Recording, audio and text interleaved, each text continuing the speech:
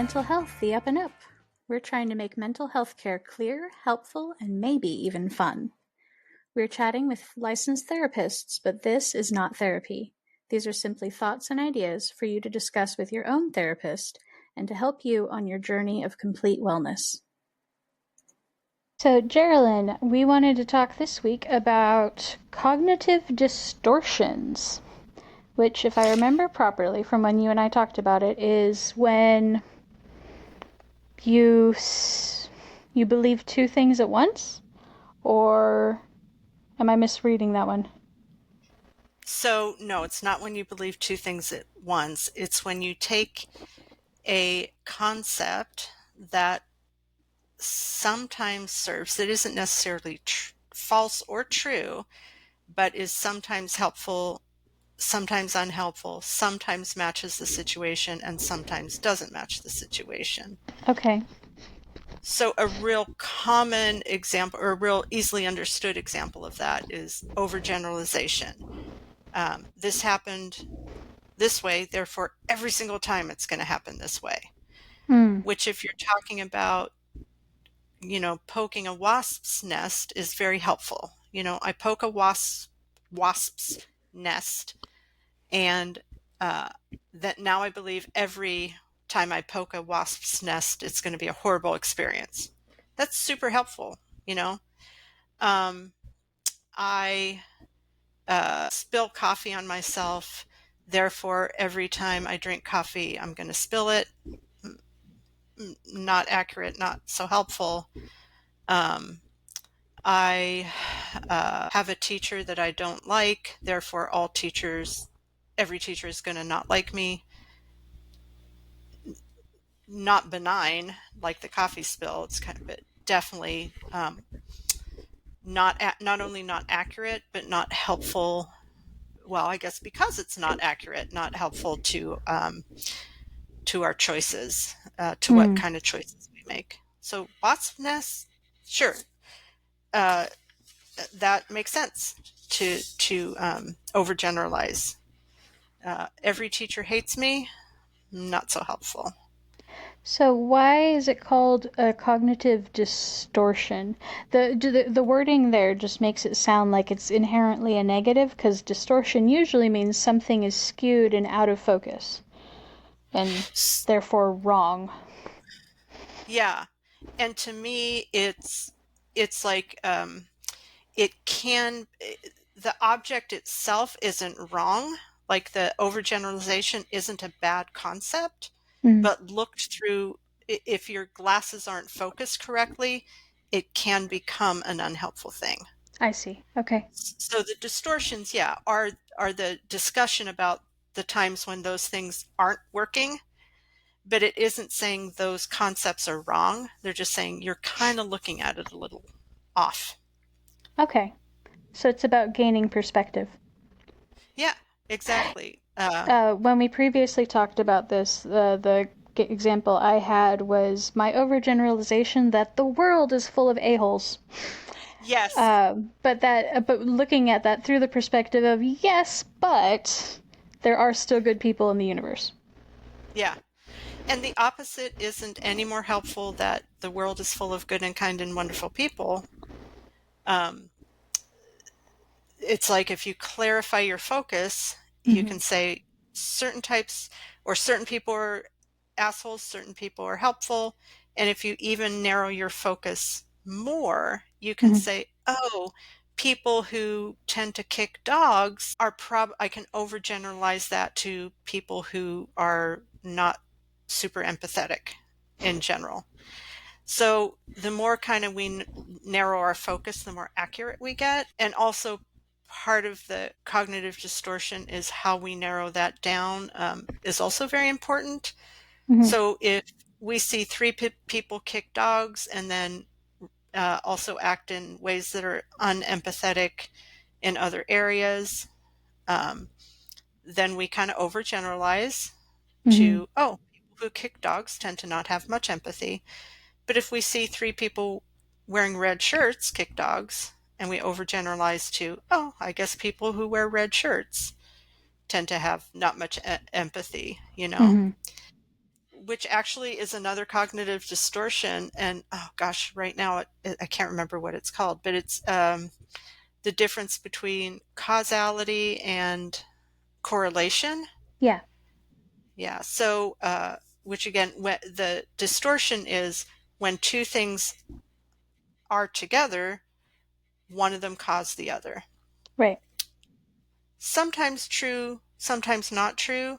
Let's really focus in on that. So that's the idea of a distortion. Let's really focus in on whether those are causal or correlational or random, Okay. you know?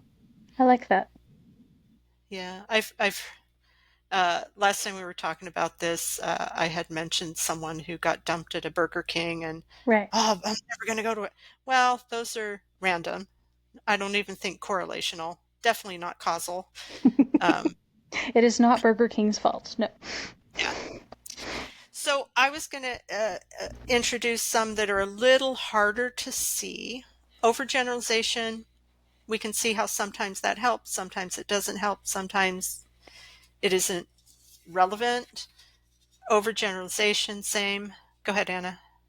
Over specification can also be a problem, and my example for that is judging anybody who has a specific name by through that distortion.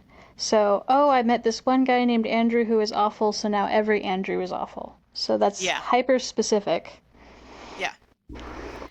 However, I will also say that there are certain names, and I don't want to offend anybody by calling out names, but there are some correlational and causal things about names. Whether you pick a popular name, whether parents pick a popular name versus parents picking a family name, Mm-hmm. whether parents pick a name that kind of, I don't know how else to say it, kind of cutesy, but would be hard to say, you know, Dr. I'm not going to call out a name, but, Dr. Flopsy, where, it's Right. easier to call out, to say Dr. John or Dr. Beatrice, you know, Right.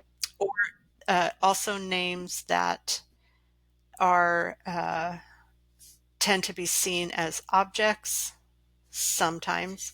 Statistically, those do have some impact on that person's personality, because being raised by a person who names you the most popular name, Mm-hmm. those type of people tend to raise their kids with different values. People who True. name their kid biblical names, Mm-hmm. again, not everybody named Rebecca, but it's a stronger correlation that people who name their kids Rebecca might be naming them because of the biblical context, and therefore are going to raise their kids in a different way. Mm-hmm. Um, so some Fair of those enough. things, yeah, some of those things that seem random do have a correlational value. So again, that's why it's called a distortion, is that it's very easy to get things fuzzy, Mm-hmm. and again, either way. But yeah, working in mental health, there's kind of every generation, kind of like a popular name. Mm-hmm. Well, anyway, I think I've made my point on that, is sometimes there is a correlational value or a correlation that we just really aren't aware of. This is a slight squirrel, but on correlation, there are several cultures that have this custom where picking a name for your baby is very, very, very important, and what you name Uh-huh. your child is important, and what it means. Um, I know in Jewish culture specifically, but I know that I think there's a few of the African tribes who have the same thing, where they think long and hard about what to name the baby because Yeah.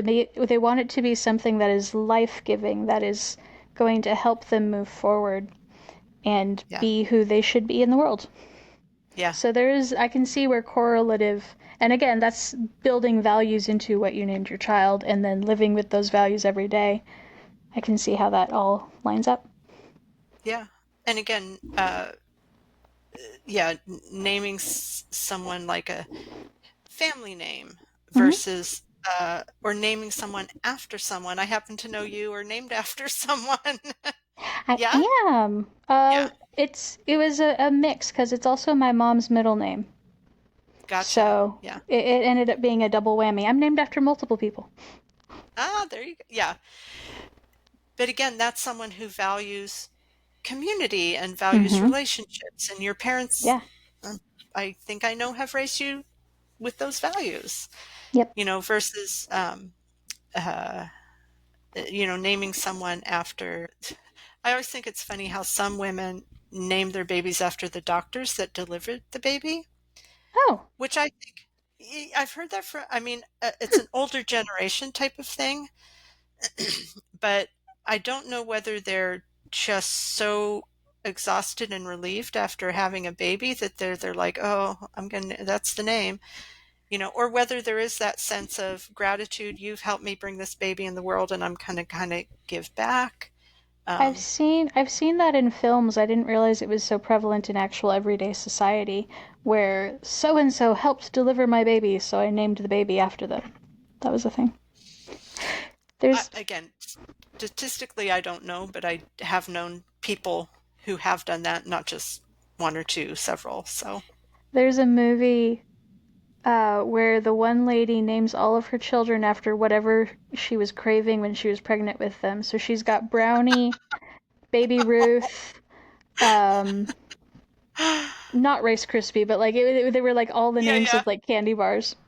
Hershey. I Yeah, I recently watched a sitcom where there's a pregnant woman talking about names, and she was there like, oh, let me think of the second one. She was there like, I know one of them was Olive, and she Mm. just went like, uh, Olive, peanut, spaghetti. I think I'm just hungry.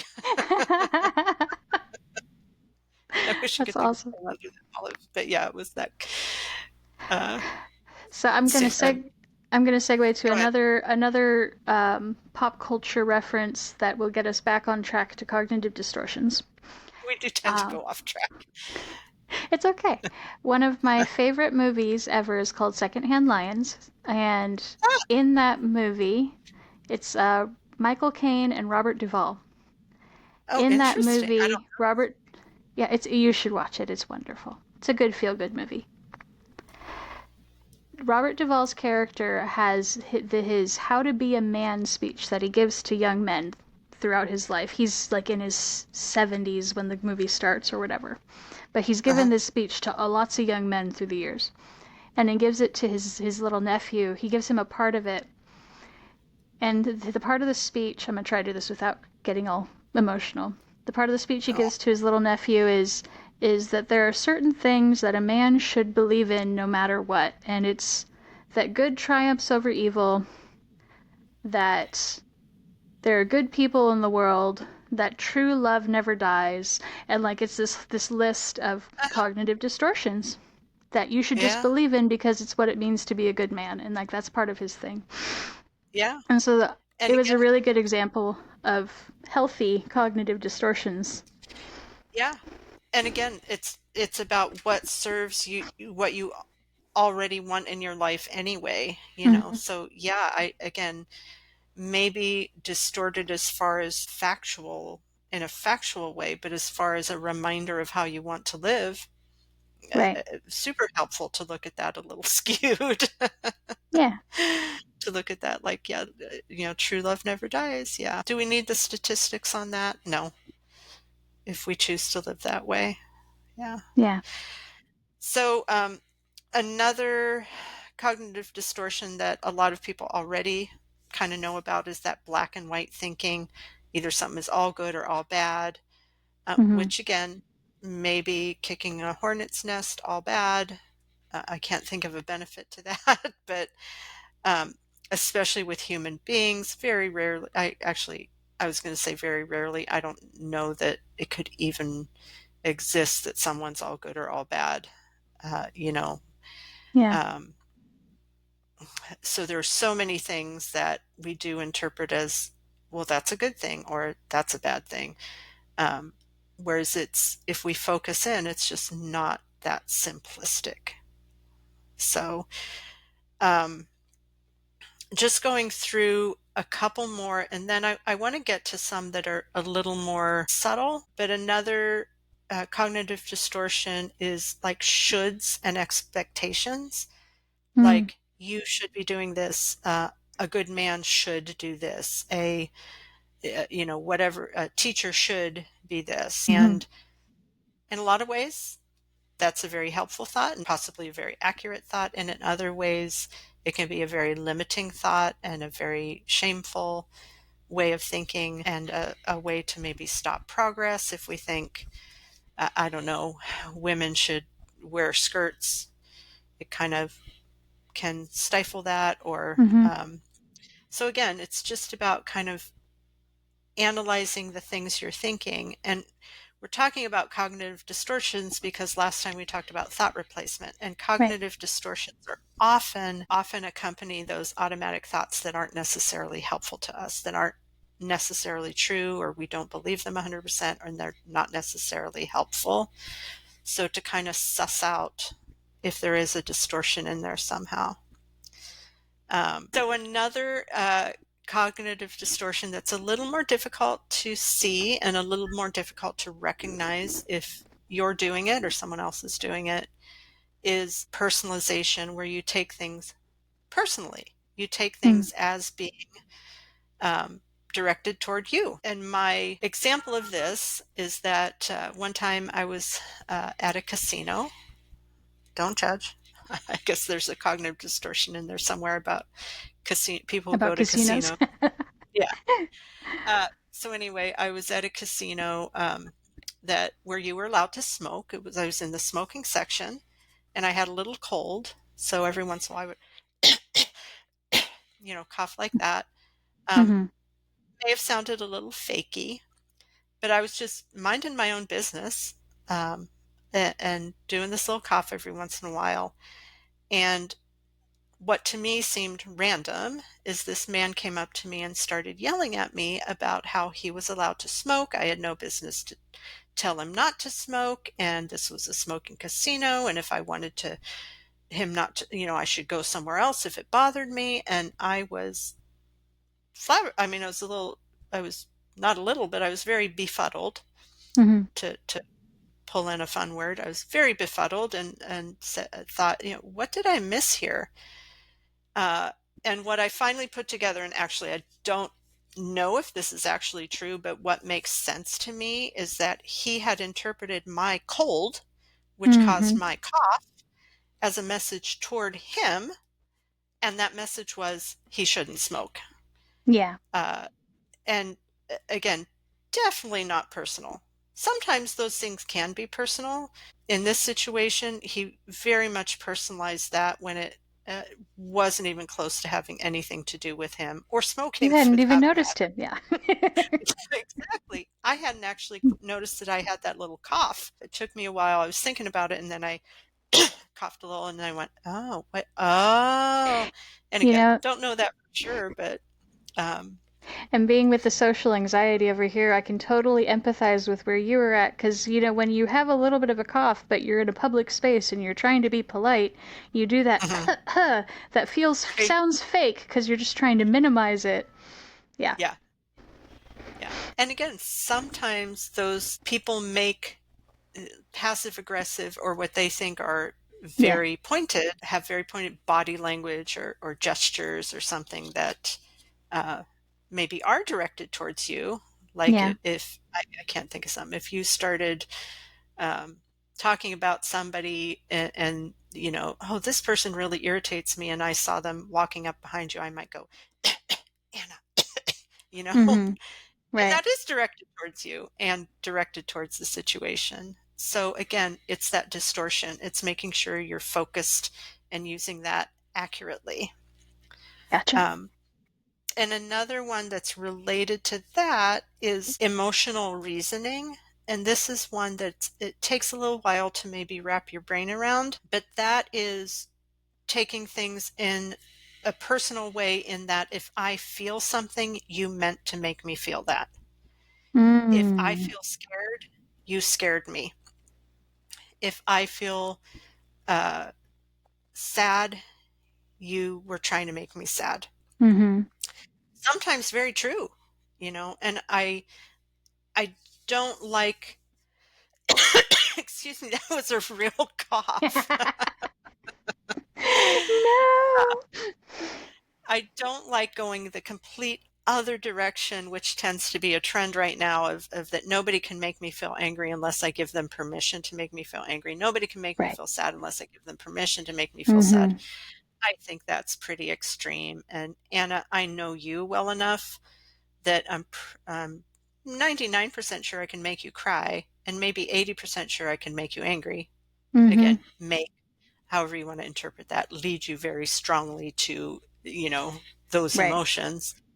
Um, would I be able to do that with my next door neighbor? Probably not. Would I be able to do that with my daughter? I'm like 99.999% sure. So if I have an emotional reaction, sometimes that person was trying to get me to have that reaction. Yeah. Sometimes they weren't. Sometimes they were clueless. Sometimes I wasn't even in their circle of thinking they were having an effect. And again, going Mm-hmm. back to that smoking idea, that man probably was angry. He certainly looked angry, and then assumed I was trying to make him angry. Yeah. Not only was I directing my cough towards him, but I was directing my cough towards him in order to elicit this emotional response simply because he had that emotional response. Yeah. So, again, sometimes people are trying to elicit an emotional response out of you, sometimes they're not. Your feeling of that emotional response isn't the indicator of whether someone else was trying for that or not. So I think the short answer so far that I'm getting from this is that cognitive distortions are just moments when you should pause and make sure you're looking at it through the right lens, Yeah, or looking at it good, through bad, or indifferent. yeah, looking at it through the clearest lens, not a distorted lens. Yeah, to make sure that the any negative result from that interaction isn't because of the lens you're looking through, Okay. but is closer to accurate. So yeah, cognitive distortions aren't falsehoods. Um, they're simply it's to stop and think about it a little bit, because sometimes I can think someone's making a comment very personal towards me by their little coughs, and maybe it's true, and sometimes I can think that they're doing that and maybe it's false. Hmm. So it's yeah, kind of honing in on it and doing a little thinking. And the bigger thing is, if you're not even aware that these exist, you're going to assume that your interpretation of the world is accurate as to what is actually happening in the world. So if you aren't aware that that everybody, including you, tends to see things or sort things in good or bad, black and white, Mm-hmm. or that your brain, as well as everybody else's, does tend to overgeneralize, and again, nothing wrong with that, but if you're not aware that you overgeneralize, you're not even going to consider whether your glasses are out of focus or distorted. Fair enough. Yeah. So, introduction to just a couple of cognitive distortions. Depending on what list you look at, there's either 10 or 800. Oh. Um, I'm exaggerating some, but it's kind of like saying how many colors are there, and you can say, Mm-hmm. well, there's 6, or you can say, oh, you can probably name probably 1,000, if depending on how much you want to hone in on it. So there's a lot of cognitive distortions. There's definitely some real common ones.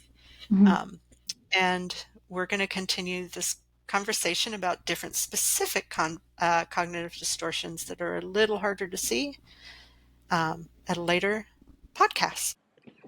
For more resources, shop at www.upandupwellness.com and hit that subscribe button. If you are in crisis and struggling right now, the national hotline is 988, and they can help you any time of the day or night.